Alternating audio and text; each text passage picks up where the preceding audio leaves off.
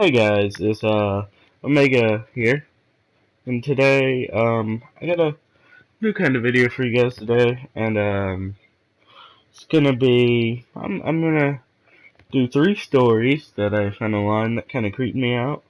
And I just what I thought I'd share it with you guys. I'm trying something new here, and in the background you'll see the game Paragon here. It's playing on the PS4. And it's a really fun game. It's like League of Legends, but with better graphics and third person. But with that, let's get right into the story. Alright, the first story is The Man in the Bunny Costume. When I was younger, I used to live by the woods and could see a cemetery from my back porch. One Easter, I remember waking up and seeing the Easter Bunny, one of those terrifying costumes. And what really gets me, I remember smelling the wet hay when I woke up. I didn't tell anyone, but there was an extra Easter egg in my house that my parents didn't hide. Years later, when I was in high school, I asked my parents if they ever dressed up like the Easter Bunny and came into my room. They said they would never go through so much trouble. Then my younger sister, who I shared a bunk bed with when this happened, she remembers when the Easter Bunny came into her room and made a remark about the hay smell.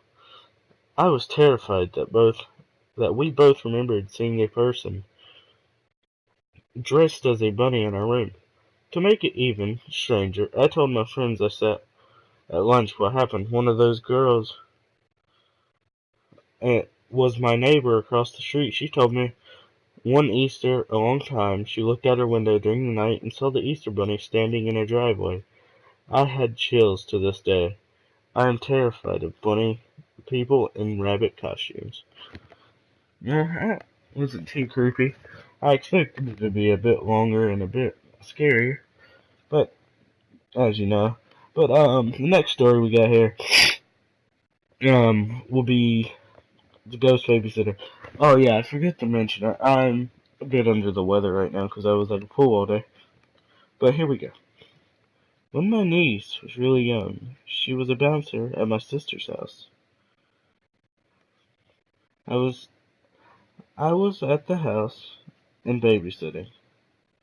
I had left to go to the kitchen to grab some waters. My sister's chocolate labs were probably sniffing and licking their head because I could hear her giggling and having a blast. I hadn't noticed how cold it had gotten. Then I heard it, a loud wooden snap. A thick piece of wood had been snapped in half, and suddenly a tree was knocked over. I ran in the room and what I saw and smelled freaked me out. The dogs were huddled in the corner, whimpering. My niece was staring at the ceiling corner with wide eyes, and it was cold and it smelled like Stetson. I took her and we decided to go to a different room. When my sister finally came home, I told her what happened. She just rolled her eyes and said, "That is Hugh." I was confused. She said Hugh was the previous owner of the house who had died 10 years before his wife sold it. She said he likes to follow my niece around and he can tell it in him because the dogs freak. It gets cold and smells like cheap cologne. I don't believe in that shit, but do I believe that feeling you get when in your gut when something doesn't feel right?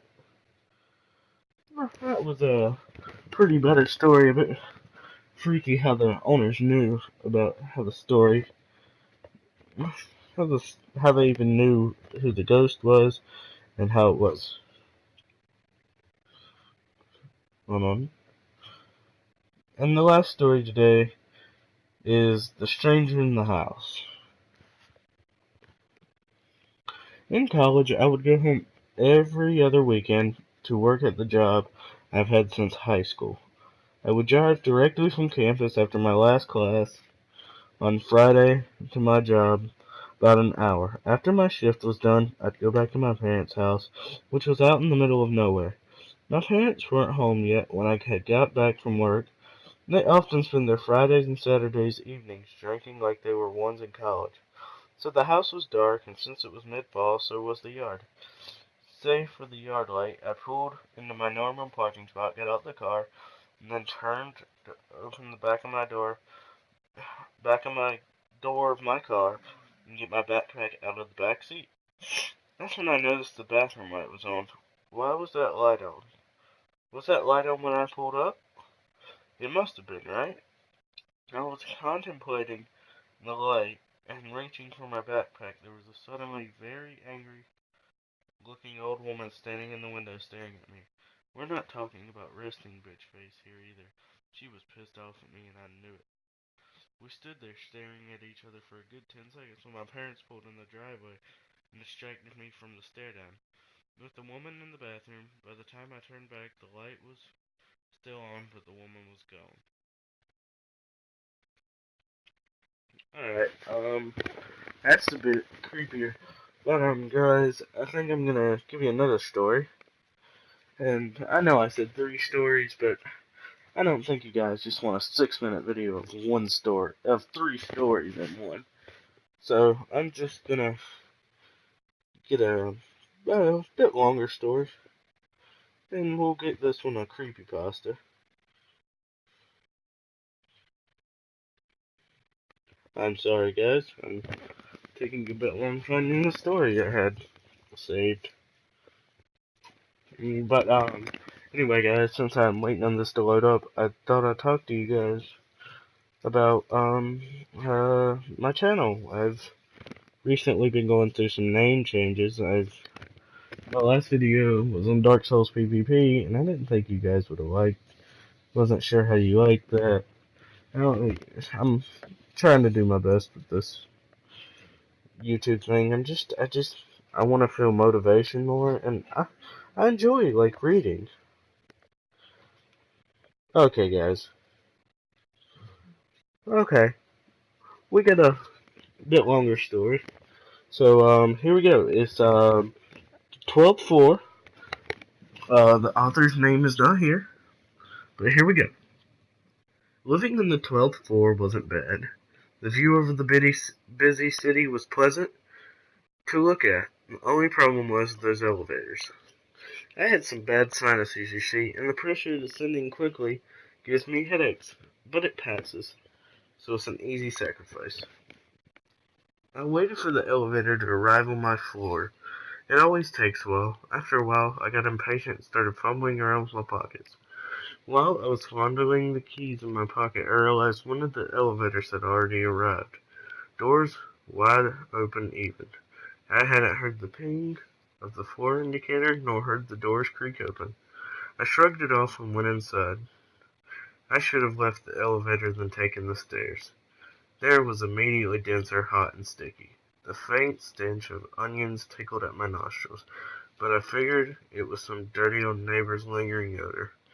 Again, I had noticed that the doors had moved without my noticing, as the warm, natural light was now gone. The elevator jumped for a second before descending. The creaking of the walls and cable jolted my nerves. The pressure in my ears slowly began to build. Often this time gradually formed into a horrible migraine pushing under my and on my temples. The floor indicator reads 12. How is that possible? The elevator was obviously broken, and suddenly I feared it would drop. The trip was taking much longer than expected, and I was eager to get off this fucking thing. But it kept rattling as it went further and further down. The lights flickered out and died, leaving me in complete darkness. The air was getting noticeably heavier, and the smell of decaying fruit filled my nose and mouth. It was almost too much to bear. I began to cough and gag. I needed to escape. I began banging on the wall, shouting and screaming for help. But nothing. No reply. It was as if the metal casing had taken me somewhere else. The elevator suddenly bounced and lurched to a stop. The sound of its streaking brakes echoed through the shaft. The indicator displayed a bright red G. The only light I could see. How long did it take? Doesn't matter. At least I'm about to get out. The door shuddered open and crept open. There was barely any light and looked in what looked like the lobby, but I could make out something wet coating in the walls, a red spongy fungus. There was no people in sight. Sorry, guys. Items of clothing. Only a few discarded items of clothing, bags, and groceries. I slowly ventured out into the dark room and felt the floor squishing beneath my steps. I felt a slight breeze coming just ahead, so I inched forward to discover the source.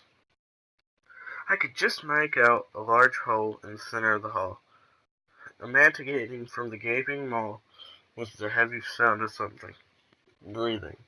Something behind me clicked. I spun around to see a mug rolling in the table, and it looked like a pale foot disappeared into the hallway. Quiet tapping echoed from all around me. Wherever I am not alone. And that looks like the end, guys. That was pretty alright story, but I don't see how the ending really made it justable. But guys, I need your feedback on these kind of videos because I enjoyed actually getting the gameplay and then working on the video and the commentary. So if you wouldn't mind, just slam that like button.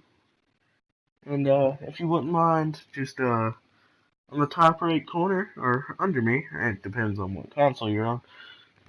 It depends on if you're on PC or what. Would you mind subscribing to my channel? And with that, guys, I'm going to end it here. It's been OIC, or Mega the OTC. God, I gotta get used to these new names. And I'll see you guys out later. Omega out.